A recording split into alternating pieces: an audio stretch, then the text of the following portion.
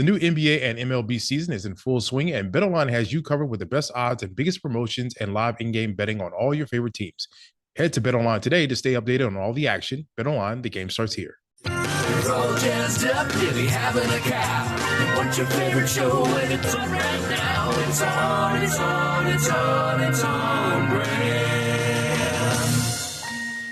Hi, welcome to On Brand. This is our new podcast where we're going to explore all the brands that shape our lives. I'm John Glover. And I'm Marisa Pinson, and this week we will be discussing the brand that put khakis on all of our Christmas lists, The Gap.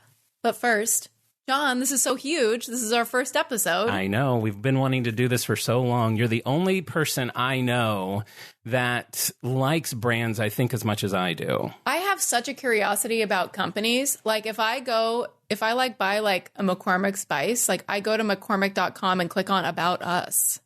I click on Our Story. What is their story? I think I'm the only person who like ever like, it's like if there was a counter at the bottom of the webpage, it would be like one. Every like 2 months, it goes up one more because you bought a new Spice. Because I bought a new Spice. Well, I have been so curious about brands ever since I was a child. You probably know this story, but when I was little, I was fascinated with M&Ms, and I could not figure out how they got the M on the M&M without breaking the delicate candy shell. It's a great question. So I wrote to the M&M Mars company and asked them, and not only did they send me a personally typed letter explaining the process, which, if I remember correctly, it was similar to offset printing. I didn't know what that was when I was a kid, but I was like, wow, they really are telling me how it is. They sent me a book with the history of the company, and they sent me a coupon for a free bag of M&Ms, which I never used just because I thought it was so cool and special. Oh, that should be framed in your home. It's in my mom's garage, but heaven. It's similar. It's part of my archives. You know, you and I, we have been best friends for, I say best friends. You might say close friends. We're good friends. I mean, I do have a lot of friends. I don't like to rate my friends. You're definitely 15 plus years. Yeah. We both had, speaking of candy, we both had candy dishes in our childhood bedrooms awaiting a possible guest that never came. I did.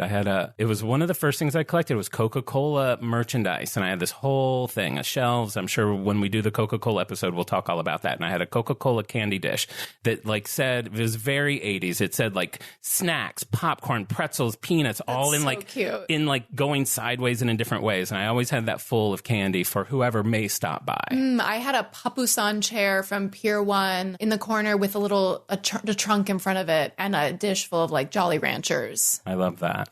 Though I don't love Jolly Ranchers. I appreciate it. Yeah, but they're for guests. It does feel like I like that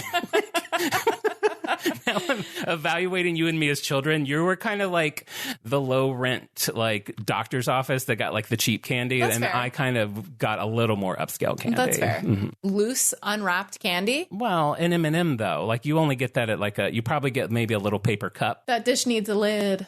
There was no lid. It's getting dusty. Okay, fair enough. Well, the point is we both really like brands. And I it's think my favorite thing to talk about. I love talking about the nostalgic brands that we grew up with, the brands where you're like, what's going on with Sierra Mist? They're starry now. What's happening? I love to know the news about brands, the marketing campaigns, the latest logo collabs. changes, the latest collabs. All they have to do is change a flavor and I'll buy it sort of thing. I'm very brand loyal. Once I like a brand, it's locked in for life. My first car was a Volkswagen. I've driven a Volkswagen ever since. Mm-hmm. Diet Coke, I'll drink nothing else. When I go to a restaurant and I say, do you have Diet Coke? When I order Diet Coke, I ask them if it's a real Diet Coke. And if they say no, I actually... Waiters love that, yeah. I went to... many times when that's happened. Listen, I'm paying. You'll say, do you have Diet Coke or like some artisanal soda? I hate artisanal soda. It is one of the things I hate the most. When a restaurant thinks that Coca-Cola has been making Diet Coke since 1985, they've been making Coke for over 100 years, and this pop-up restaurant comes in. You're telling me you cracked the code on cola? We've learned how to make the proper cola. No thanks. I was at a restaurant this weekend, and I ordered a Diet Coke, and she was like, is Diet Pepsi okay? And my whole table got quiet because they knew. They knew it was not okay. I was like, no, it's not okay. I'll have an iced tea, but thank you. It's not okay. And if you're here listening to us, you probably agree with John that it's not okay to be offered a subpar brand than what you're loyal to. An off-brand. Why would we do that? We're on brand. Some people are Pepsi people. David's Aunt Charlene, my husband, Aunt Charlene. No offense to Charlene. I've never met her. I'm sure she's lovely. I usually find Pepsi people sad. And I don't want... if you're a Pepsi person, please don't click away or whatever you might do. But It's true. I think we all know. If they're Pepsi people, they know. But that's on brand for them. And that's what's fun about brands, right? We all like get different to define things. our own version of like what brand we are. I recently became a Reebok gal. Really? Okay. I didn't know that. This is new. We're going to explore this in the Reebok episode. There's so much to discuss. We're going to have so much fun. I've recently become a Birkenstock guy. Ooh, no, I haven't. what? But maybe I My could see jaw that happening at was some point. on the floor. But yeah, so... Yeah, we're going to have a great time. We're going to discuss all the brands that we love to chat about. Yeah, I think the way I see this podcast working is we're going to do what I like to call a loose dive on brands. We're, nothing hard hitting, but we're going to like learn about their timelines, learn about the cool things they've done, maybe dip our toe into some of the stuff that wasn't so great, and just explore why we like them so much. Totally, and see what kind of impact they're having on the world today. Like, they did a rebrand. Like, how is it working? What's our impression of the company? Are we buying it? We'll read their mission statements and see if they're sticking to them. Yeah, right. Yeah. I'm sure most of them at this point are very generic. And what I would like is hopefully at some point we'll have done this for enough time that people will tell us the brands that they want us to explore that maybe we know nothing about, and we'll learn about new brands along the way. That would be so fun to engage in a dialogue with fellow, I'm going to go ahead and name our fans, brand freaks. Okay, well, we'll work on that. Hey, here's our first brand freak. What's up, freak? On the Brand Freak hotline, we've got Daryl here to talk about Skechers. Okay, if you like Skechers, you probably are a freak. No offense if you're in the Sketcher camp. I'm very opinionated about brands. You will find some brands I love, some brands I don't. And today we're going to be talking about our very first brand, The Gap. Mar, I think you've done a little bit of digging into this brand. I have my own thoughts, but I'd love to hear what... Well, let's kick it off. Let's kick it off with a little history lesson. I love it. So The Gap is obviously huge. It's iconic in its own way. Everybody has an emotional reaction when you mention The Gap. Some people cry. Some people laugh. They weep. Everyone gets emotional about it. They moan. You can't they howl to the moon. You just say, hey, The Gap, and then see what happens. So listen, we know The Gap has been around forever. 1969, I was surprised to learn some of the history. Right? 1969, we remember that was their iconic denim line. It's on their buttons. That isn't just the hottest number in the alphabet. Okay. It's also the year that The Gap began by a man named Don Fisher. He was a commercial real estate broker, and he specialized in retail store location. So he had his bestie, who was none other than Walter Haas Jr., president of Levi Strauss. Okay, so he worked with the president of Levi Strauss and was like, I'm going to go off on... He got cocky or decided at some point, listen, this isn't enough for me. I'm going to create my own thing, and that's The Gap. So Don Fisher, he had an idea. It was based on this store called Tower of Shoes.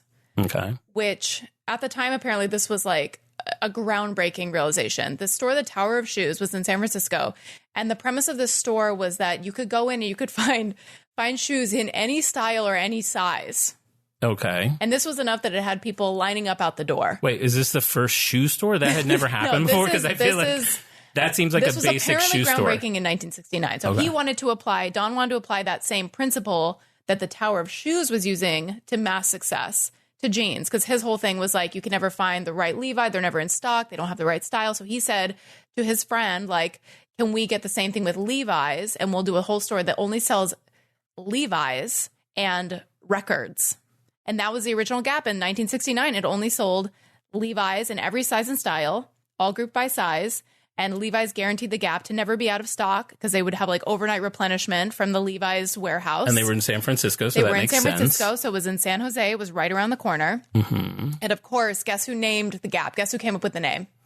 His wife. Of course. Yeah. Yes. There's always a strong woman across the table from a gay man. Yes. It's always. Wait, they sold records too? They sold records too. Yeah. Was there, did they only cater to a certain type of music? Was it music that they felt was on brand for the Gap? I think it probably had like a free-spirited hippie kind of vibe just because it was San Francisco in the like late 60s, early 70s. So you've got your Jimi Hendrix. You've got your Janis Joplin. You've got... I wouldn't be surprised. Yeah. Yeah, I wouldn't be surprised. Well, that's pretty interesting. Yeah, and as we know, I mean, the Gap has...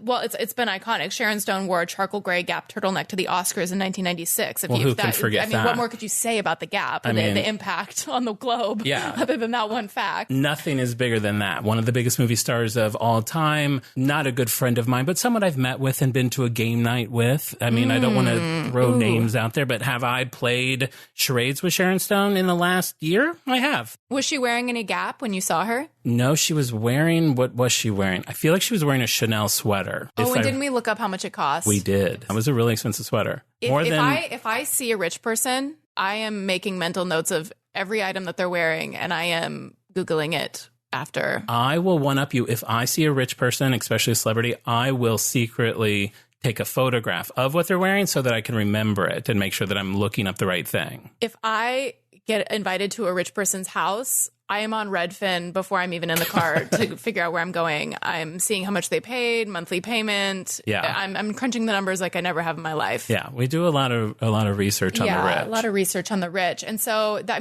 was, I would say, mid-90s, late 90s, even into the early 2000s. I mean, that was Gap's like heyday. Well, that's what I was going to say. I feel like Gap, for me, Gap had its prime, its peak, I would say, from 1990 to starting to taper off mid 2000s, like 2005. It's starting to say, like, are we still going to the Gap? And I mean, the numbers reflected that. Like the late 90s was the iconic khakis ad campaign. Mm-hmm.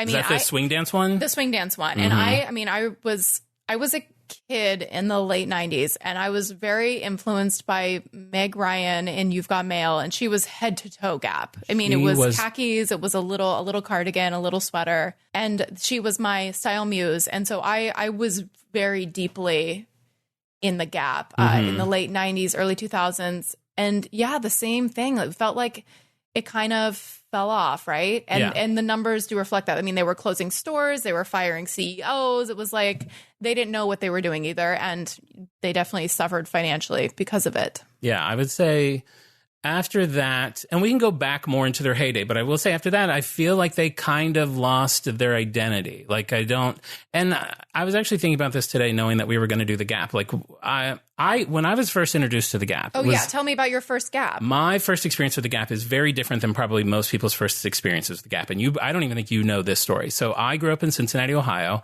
and across the river, that's a river city for those of you that don't know, and across the river in Kentucky, not only is the Cincinnati airport, but there was also what was called the Gap Clearance Center. So when I was in high school, the Gap Clearance Center was a warehouse where every Gap article that had ever been returned in a Gap store got sent to this place. So they would open the doors at like 10 o'clock on a Saturday. And there would be a line. We would wait in line for probably 2 hours to get into this thing. And you go into this warehouse, and there's just mountains of Gap clothing. I was going to say, I imagine piles. Piles. And it's clothes that are ripped. It's clothes that have blood on them. There's baby shit on them. The jeans are like $4.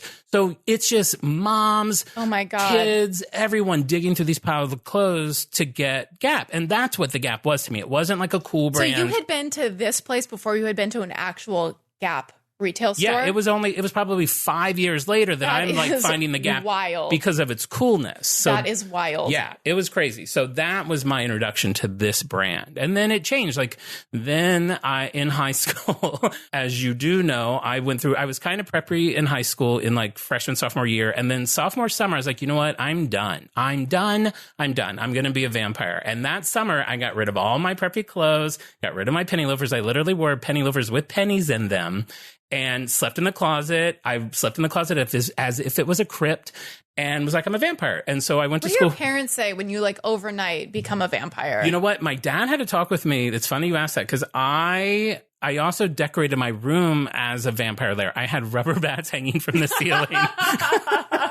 But it was also, as I talked about before, I also had my Coca-Cola collection. So it was kind of a confusing environment for a lot of people. So high school's a confusing time. Yeah. You're half bats, you're half memorabilia. You're finding yourself. You're finding what your brand is. So anyway, long story short, 2 years, I go through this vampire phase. One of my best friend's nickname was Fetus. She would write me like letters. I was her Louis de Vampire from the Anne Rice novels. I always wanted to be him because he was the tortured vampire who didn't want to drink blood, but he did it because he had to survive. But he did it reluctantly and drank from rats. So one night, that's why you drank from rats in high school. That's why I still, to this day, will indulge in a little rat blood. That's a treat. So my senior year, Fetus comes over to my house. We're in my backyard and she bit my neck. She's like, bites my neck. And I felt it and looked at my finger and I was bleeding. She literally bit my neck until I bled, which for 2 years, I'm like, that's the sexiest thing. But when it actually happened, I was like,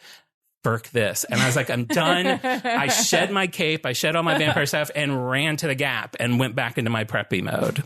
So that's when I started to see the Gap as like... That is so funny. It's the antithesis of a vampire. I mean, really, if you're like looking on a chart in like the color wheel, vampire is on one end and the direct opposite is... 100%. Is khakis and a cardigan. This was the time where Gap was also kind of like Bert and Ernie, like Sesame Street colors. Everything was striped and everything was fun. Was it like rugby? Were they doing rugby stripes? But also T-shirts and like I think their campaign at that time Bert was... and Ernie, like style icons. I mean, fantastic. Who doesn't want to be Bert and Ernie? A wide striped sweater, like absolutely, how dare he? Gorgeous. Your oranges and your reds, mixing colors that you may not normally mix. So you went from vampire to Gap overnight. The campaign at that time, if I remember correctly, was for every generation there's a Gap, and for some reason that really I listened. That's why the wife, Don's wife, named it the Gap was because like the generation gap. I thought, not knowing really anything about marketing at that time, but having my predisposition for loving brands, I knew there was something genius in that ad. Like they're saying, like they have found a way. Like there's something for everybody. Yeah, as a 16-year-old ex-vampire, I was like, okay, all right, I'm here for this journey. And that really is like what the Gap did so well. Do you remember there was an Audrey Hepburn Gap commercial? That sounds familiar, but I can't picture it. This was like, it had clips of Audrey Hepburn, and then it was girls with like bobs and bangs in like little skinny pants, like little black pants, dancing kind of in Audrey Hepburn's like little funny dance. And it was kind of like really stylized. Mm-hmm. Well, this is like kind of our difference is that you're so brand loyal and I'm like a vessel waiting to be filled by a marketer. Mm-hmm. And I fell under the spell so suddenly that it was like, I'm nothing until I have a pair of skinny black, like point pants and ballet flats and a black turtleneck. And I swear I got that exact outfit. I'm sure. Yeah. That's what they were good at. Those so commercials made you. And I also think that was just, for some reason, that time period. I felt like brands, Volkswagen is one that I can think of. They made really effective commercials at that told time. A story, yeah. And we may have just been at the right age where we were super susceptible to that. But like, I wanted to live the Gap commercial. It was celebrities. They were dancing. They were asking questions. They were playing cool music. They were doing things that I wanted. I pictured myself once I get out of my house, once I get out of Ohio, I will be living this Gap life. And isn't that kind of like perfect for a commercial to like appeal to a teenager's idea of what being an adult could be like? Yeah. That's like, that's how you develop brand loyalty. Yeah. And I think that's probably why after this, you've got Baby Gap, you've got Gap Kids, like those are supposed to be the seeds that like, if you dress in Gap as a baby, you're going to want to dress as a you will follow it forever. And even if you leave the brand for a while, at some point you'll get to the point where you have disposable income. If you're shopping at like Vampire Baby, right? Right, the Crypt, then you will eventually come back to it because you'll want that nostalgia. That's a part of the reason collectors exist. That's a big MO of mine, is having things now that make me feel nostalgic from a different time in my life, or being a child, or things I couldn't afford. When you related to the brand originally when you were younger, for sure. And that clearance center's still there now, but it is completely different now. Like that whole concept of being able to buy a blood-stained sweatshirt went out. And then the Gap outlet, like a lot of places started creating outlet stores where they were actually making clothes for the outlet. Yeah, and that's like J. Crew Factory. I'm hated sure Gap does it was too. Just like they're just making stuff that feels on brand, but was kind of like a crappier quality. Mm-hmm. You're just paying essentially for the label. Yeah. Yeah. And it's a cheaper version of it. I mean, if you have like a J. Crew Factory, I mean, it just feels like humiliating. What are we doing? Well, I don't know if I would be humiliated. I'm sure we have some plenty of factory outlet shoppers in our fan base. I don't think they should be humiliated. I think that the brand should be humiliated for exploiting our brand loyalty so much. That I'll give you. That you'll pay for a subpar product. Yeah. But, sometimes you do what you got to do. I mean, think like your famous sock story. My Lacoste sock story, where when I was a child, Lacoste, or at the time, I think it was called Izod, that little alligator logo that was on all the preppy little clothes that everyone had. They were really expensive. So my mom would buy Lacoste or Izod socks and take the alligators off and put them on whatever, a cheap polo, so that we would fit in. It's just the most darling thing imaginable. It'll make me cry. Like if I think about it, it is like truly a mother wanting their kid just to fit in and not get bullied or whatever. It's dumb that would even be a thing. But she took that off the table because I then felt like I had the cool stuff everyone else had. Yeah. All the lessons that you need to learn about it doesn't matter to fit in. Be yourself, be an individual. When you're in middle school or something, it's out the door. It goes absolutely out the door. Buy whatever brand you need to buy to survive another day. I mean, maybe not so much now. I do see a lot of kids on TikTok that are marching to their own drum. And it's incredible to see. For sure. They wouldn't parents survive a day support in our generation. I mean, other than doing the Izod thing, I don't know if my mom probably knew much about my day-to-day She was existence probably very in school. confused by the cape and the she neck definitely fighting. When I entered those 2 years of being a hardcore vampire, she definitely was confused. Mm-hmm. Yeah, I don't blame her, to say the least. Well, we both have our obviously very personal connection to the brand. That brings us to where the brand is today. So in my mind, I haven't been in a Gap store in definitely a few years. Well, I think before we get to where it is today, I would like to talk about where it's been for me for the last 10 years. Oh, yeah, for sure. So, I want to ask you, do you remember this? This is in 2010. Do you remember when Gap attempted to change their logo? Because I know we both have really strong opinions about logos. Who doesn't remember that?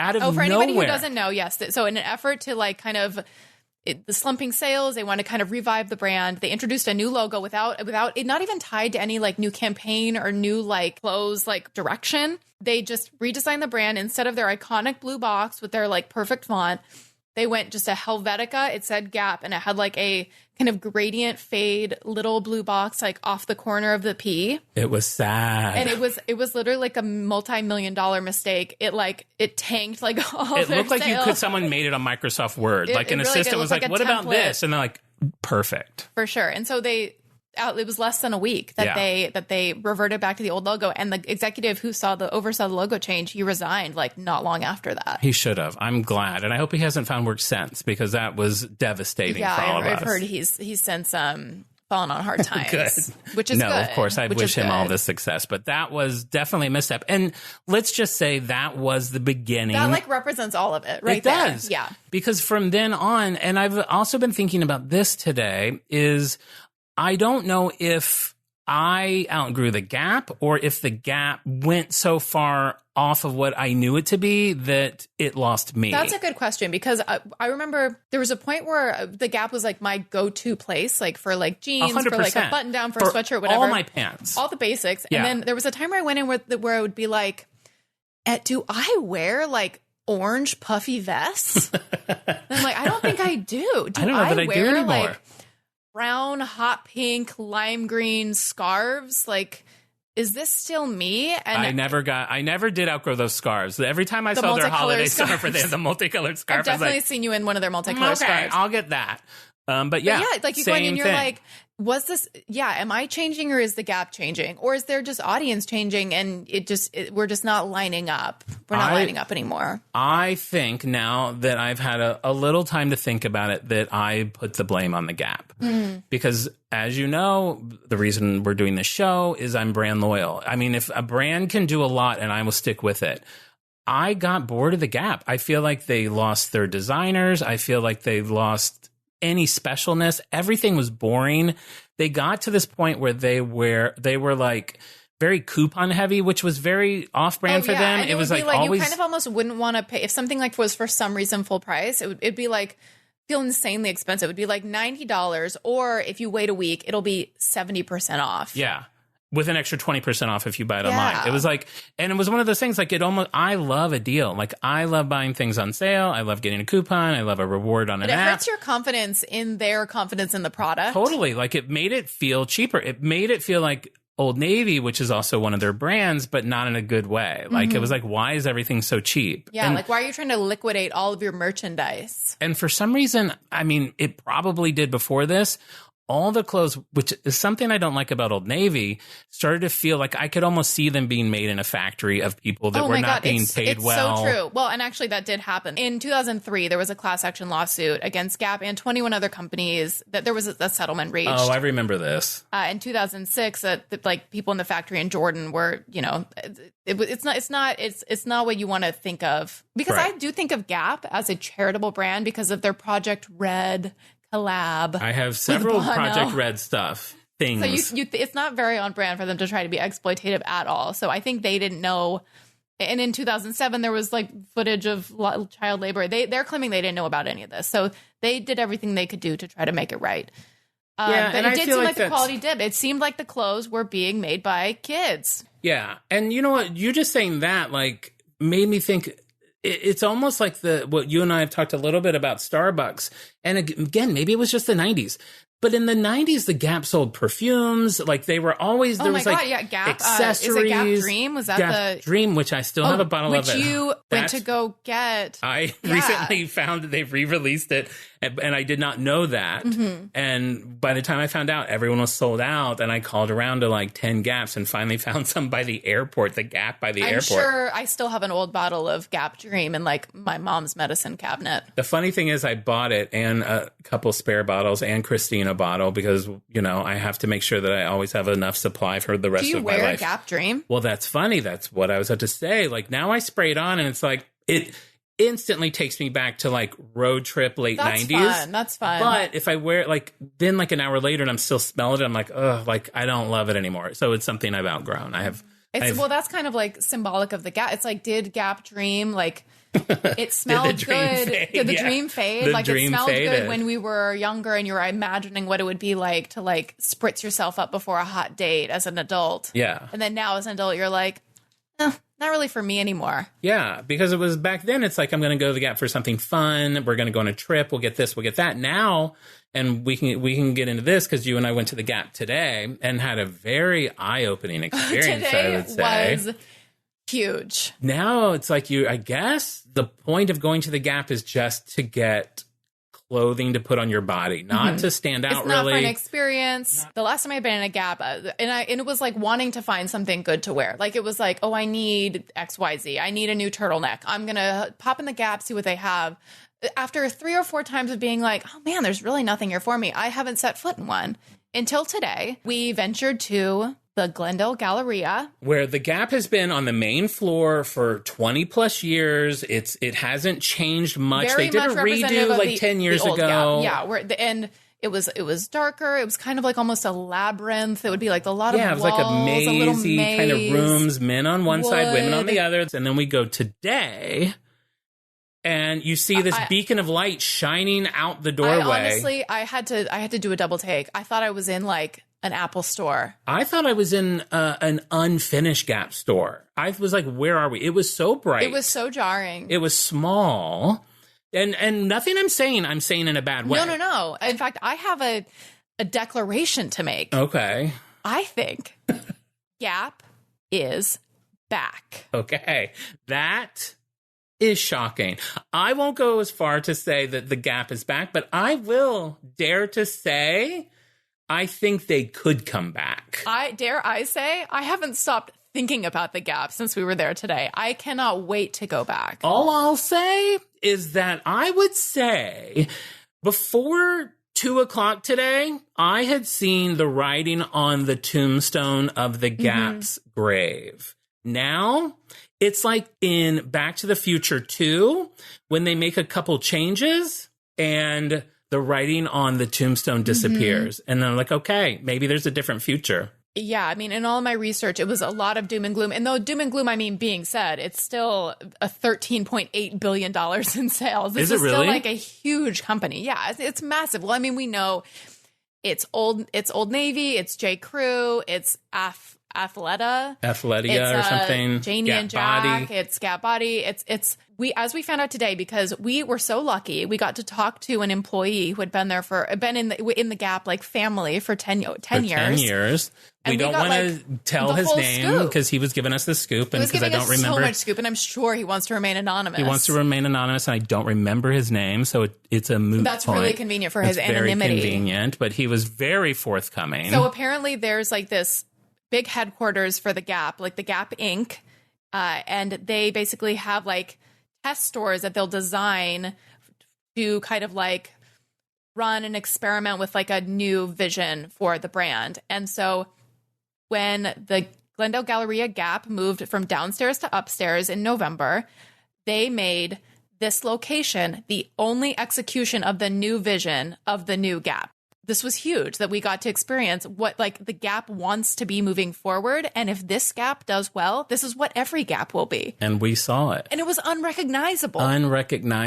And okay, so the employee did say because it is honestly the most shocking thing is how bright it is. And the employee did say that under the lights in the middle of the store where there's like a huge like light fixture that hangs down, he said it gets really hot right there. It's a little too warm from if he works there all day. Yeah. And as an ex-vampire, I didn't love the brightness. I made that clear. I thought it was too. Like a parasol or sunglasses or something. Gelson's down a grocery store by me did a change a few years ago, and they made it all bright. I don't like how everyone's going bright, but that's a personal preference. You want to be in like a dimly lit coffee shop from like 1994. Well, and I do. I want to be in a Starbucks that's selling like a Nora Jones CD, but Good luck, honey.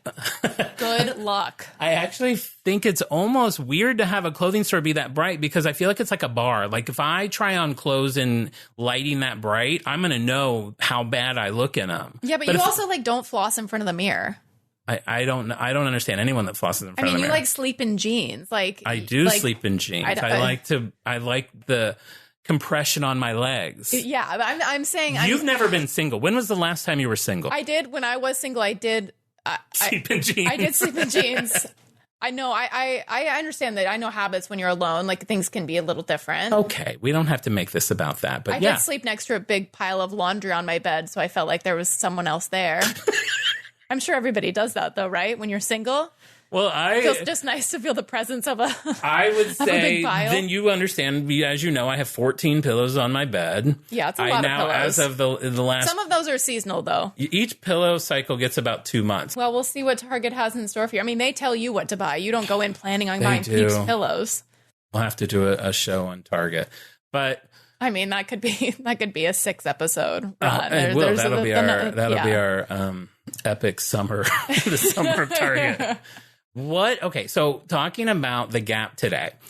Yes, I liked... The Gap is back. The Gap is back. Could be coming back. I agree with that. That being said, looking at the clothes, looking at the styles, looking at what they had to offer, I still wasn't drawn to go back there. But don't you feel like the basics were more well executed than they have been in the past? I don't know what would prevent me from why I wouldn't buy a 6-pack of Fruit of the Loom boxer briefs versus buying a $18 pair of boxer briefs at the Gap. Okay, but how about this? You have Gap branded t-shirts that say the Gap. Yeah, I'm wearing Gap underwear right now.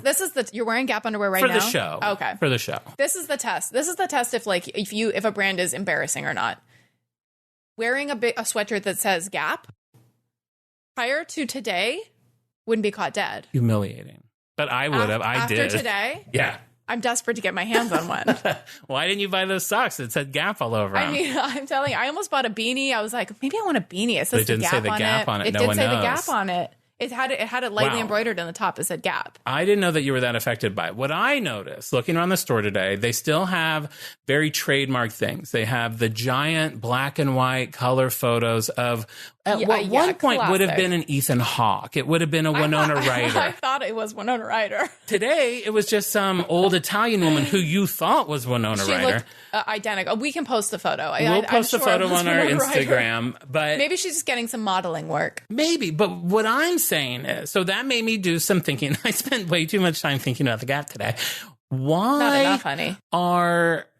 those not celebrities? Are they not celebrities because it's not on brand anymore for the Gap to do celebrities? And they're like, Because no, we just want regular used to have people. Huge celebrity campaigns. Sarah Jessica Parker. I mean, it was like all celebrities. It used to be. Yeah, it used to back be. in the day. Yeah. And so are celebrities do they not know that the Gap is back and they're not wanting to be part of the ads? Well, whose decision is that? I mean, extra, read all about it. Yeah, hopefully I'm here to tell you it is. Though I will say.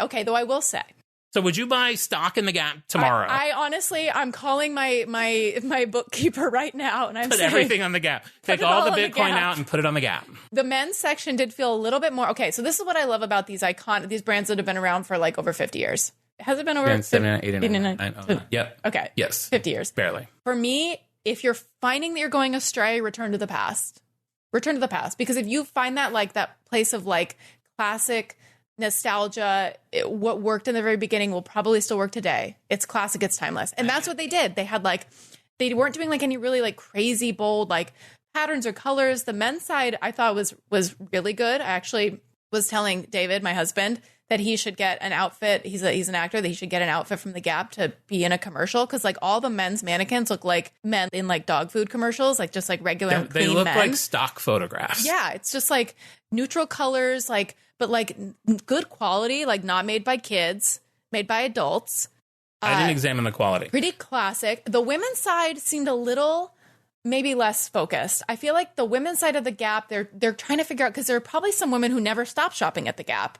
Oh, for sure. So I feel like they needed to keep those ladies, but then also kind of cater to this like new audience who are maybe rediscovering the Gap after taking a break. Because so like in the women's section, there were some of those like really good basics, like the jeans, the kind of like button downs, the t-shirts, and then there were a lot of like shiny black trousers. So it's like, it made me think that a lot of the women who've been shopping at the Gap the whole time like work at like H&R Block and they like need uniform clothes. So, and I didn't see any clothes like that on the men's side. That's what you're looking for. Yeah. So I don't think any men cool who work at H&R Block shop at the Gap, but I think the women do.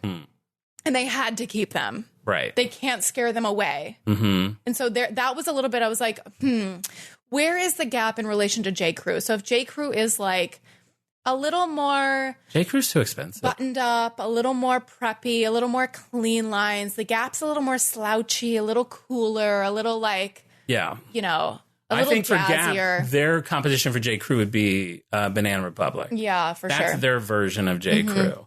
But Gap, what I also am wondering, does anyone, let's say 28 and younger, do they even know what the Gap is?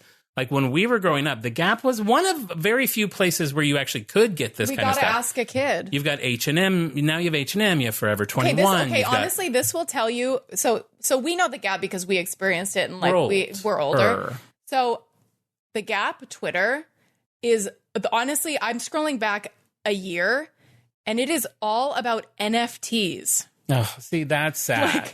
To me is the final nail. In 2022, like mid 2022, every post is about these like collabs for like NFTs that they were offering people. That they're offering people. It's like there's just it's very confusing. I see the words NFTs and my eyes go crossed. I don't know what I'm looking at. I don't know anything I'm reading. It's like a dead product already. It's like every company jumped on the NFT. Like you could get a Whopper at Burger King that comes with a free NFT, which is like why I'm saying it's like return to the classics. Like. Which I do think is very on brand for a lot of companies right now. Speaking of, ironically, Burger King, they've gone back to their 1970s like look and logo. I love it. I cannot stand when a brand rebrands to look modern. It just to me like reveals all the cracks. I hate when a McDonald's looks like a bank. It drives me insane. When Kentucky Fried Chicken becomes KFC. I and know. Now apparently he's going back to Kentucky Fried Chicken because of course you are. Why wouldn't you? Of course. Why were you ever KFC? You had it right the first time. We forgive you. Yeah, so it's just wild. I don't know if Gap is on any kids' radar. And honestly, I don't care because, like, I'm 30. How old am I? I don't know. 38. Oh, God. No. 30. You thought I was 38? I'm 36. Why did you ask? I thought you said how old you 38? Oh, God. I mean, you have 2 kids. I'm 36. Yikes. Yes, I have 2 kids, and it's really stressful. Okay, speaking of kids, I wonder if little Robin's going to like the Gap. You know, honestly, this was an inside scoop we got too from our friend who worked at the Gap. Who shall remain unnamed. And his name is forgotten. I think. It was Yeah. You have to bleep that. Sorry. So he said that Baby Gap, he said Gap Kids is like, it makes no money. No money. I don't know why. I don't know why. But Baby Gap makes $6 million a year. That one store. In Glendale Galleria. $5 million. Yeah, Baby Gap is for huge. tiny little clothes, which are so cute, which kids grow out of so fast. They're so cute, but they cost as much as the regular clothes. They do. So, and this was a funny thing. I don't know if is this interesting to anybody but us? I would think so. Okay, so the Gap, this Gap they're not like, maybe they're getting rid of having like a Baby Gap and a Gap, but that's like the new vision is that it's just a Gap and then the back there's baby clothes because the baby clothes. Oh, were you going to talk about the sign? Cash. So yes, that's what I was about to say. So we were saying like, well, are you going to like tell anybody that there's like Baby Gap clothes in here? And he was like, funny you say that because this is like a huge thing that we're like kind of trying to figure out. Like topic of discussion. The Gap corporate is trying to figure out like, do you turn some people off by saying like Gap plus Baby Gap? Like, is that kind of like off-putting for some people? But how do you reveal that there's like baby clothes in the store? You just surprise them. Once they get in there. But then if they have babies, they're not going to go in there. I don't know. No, you know what? I have an idea. I think they should have a big poster and like some of their models in the front, like one of them should just be holding a baby wearing Baby Gap clothes. Why didn't you throw that up there? We should go back and tell him that. I have to call him. We should actually just create that photo and have it shipped to him. Great. Or hang it up. That could be a fun viral thing. We'll create that photo and just hang it up ourselves. I think that's the best way to do it because I think if you don't have kids, you're not going to be like grossed out by seeing it. You'll think it's cute. I mean, I don't have kids. I'm not grossed out. But would you be? What if you walked by a sign that said like Gap and Baby Gap? Would you be like, I'm not a baby? Yeah, I would be so confused. I'd be like, well, I'm not going there. You end up I'm like not a in the baby. wrong section. All of a sudden, like I'm wearing a diaper. Into a onesie. Yeah, nothing makes sense anymore. Then I'm in this whole new world of fetishes where I'm just a big baby. I had a friend who worked at the Gap, and she said that people would always pee in the dressing rooms. I just wanted that to hang for a second. I should have asked. Always? I like should that have was asked about that. Yeah, like it was happening constantly. I feel like that would have been maybe been disrespectful because I feel like he doesn't deal with that. What city? God, I can't remember. Was it here? Yeah, maybe here. But I mean, that happened when I worked at a tanning salon. People were constantly peeing in the trash cans in the tanning salon booths. What? It's like as soon as people... Oh, actually, you know what I think it is? I think like people have a psychological link to taking off their pants and having to pee. I definitely don't have that. So like, well, you never take off your pants. You sleep in jeans. Okay. My life is starting to make sense. So sometimes people are I think that's what my friend told me. So like people take off their pants like to change clothes and suddenly they like urgently have to pee. And they just end up like peeing in the corner of the dressing room. That's interesting. I once saw... Because it happened at the tanning salon. People were always peeing. And I wonder if it has can't think something of to any do other with being reason. at a tanning salon. What's that? I wonder if it has something to do with being at a tanning salon. I mean, that place was insane. Somebody would tip me $1 bill in a pool of sweat. Well, that's understandable. Yeah. I would throw it in the washing machine and then swap it out for change and give it to an unsuspecting customer. Have you ever fished $1 bill out of a puddle of sweat? No, but it's weird that you're saying that because I think it was online, I saw a sign for a place that said they will not accept tips if it comes out of your shoe, your bra, like all the places that it would end up getting covered in sweat. I get it. I respect that. I respect that too. I once saw, I don't know if you've ever been to the Ralph's on Hollywood Boulevard. Definitely. Just down from Los Feliz. Oh, yeah, you lived close to that. I recently, in the last 2 years, saw someone peeing right outside the bathroom. Like he had made it all the way to the bathroom door. My God. And then was just standing at that door peeing. Wait, a woman? No, a man. Oh, okay. I've never seen a woman peeing in public, and I've seen so many men pee in public. I feel like I've only seen women pee in movies and TV. You've never seen a woman pee in real life? Sitting on a toilet? When would I have ever seen that? I don't know, your mom? No. You've seen your mom pee? No, but maybe you have. Do you pee in front of people? No, I've never even peed in front of my husband. Then why are you shocked by this conversation? That's a good point. That's a really good point. No, I don't know if I've been around men that pee. When did you stop showering with your parents? I never showered with my parents. You never did?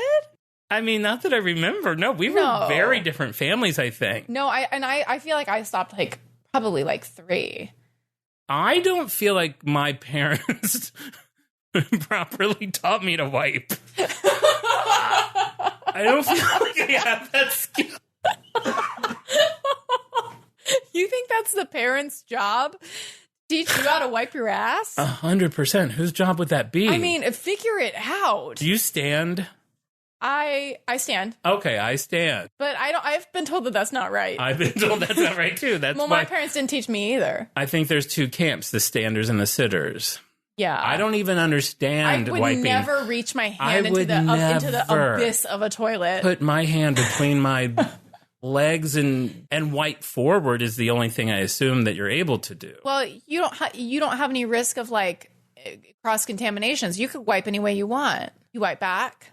I wipe. Well, I'm standing. I wipe up. I think I do too. Yeah. Okay. Then maybe my parents did teach me. Do you clench your butt cheeks? I relax them. I make them very. That's important. Why would you clench them? Well, that would be you doing it wrong. No, you want. Well, you use a bidet. I don't do that. Oh yeah, you have to get a bidet. Yeah, maybe at some point I'll get a bidet. You've used the bidet at my house, I'm assuming. I've never used it. I don't know how to use it. Okay, I don't pause. I have no interest. I feel like it'll be cold. I don't know that I'll like it. But it's refreshing in the summer. Okay, that I could see. Well, maybe one of these. When you get a real hot ass in July. You know, this is off topic. I've always hated this is all part of it. Are we missing anything on the Gap? Have we covered everything that we know to believe true and good on the Gap? Well, I'm just beyond excited. As I mentioned, I can't stop thinking about it. I'm going to be telling everybody I know. I'm already like drafting a text in my head to like my 50 closest friends about like how they need to. Wow, you can keep me off that list. Into a Gap. Well, I'm glad that I loved getting to go to the Gap with you today. I feel fortunate doing this just to spend that time with you, to be able to meet one of your best friends at the mall who's got two children. 1:30 p.m. Your 38-year-old best friend who's got two kids. Wrap it up. And meet him at Glendale Gallery in the middle of the day and go to the mall and talk to a stranger. It was pure heaven. I look forward to meeting you again next week to discuss our next brand, which we'll keep as a surprise. That's right. IKEA. All right. Thank you so much for listening. Thank you, everybody. I'm Jon Glover. I'm Marisa Pinson. And we'll see you next time on Brand. Bye. It's on Brand.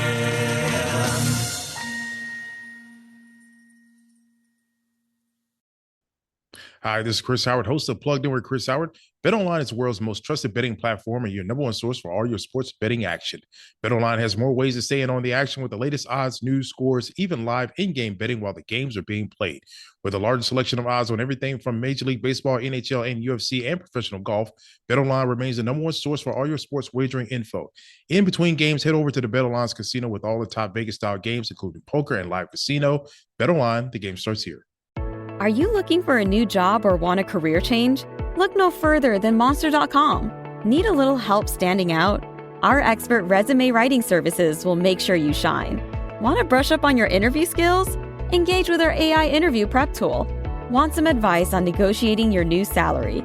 Visit our salary tools and extensive library of career advice articles, and you'll have all the tips and tricks you'll need to succeed. Visit Monster.com today and take the first step towards your career. Monster.com. Find your right job fit.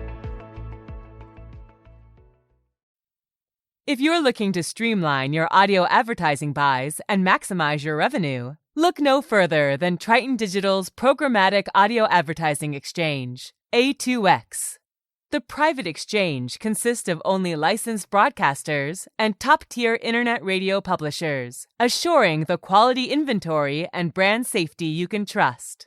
Visit www.tritondigital.com to learn more.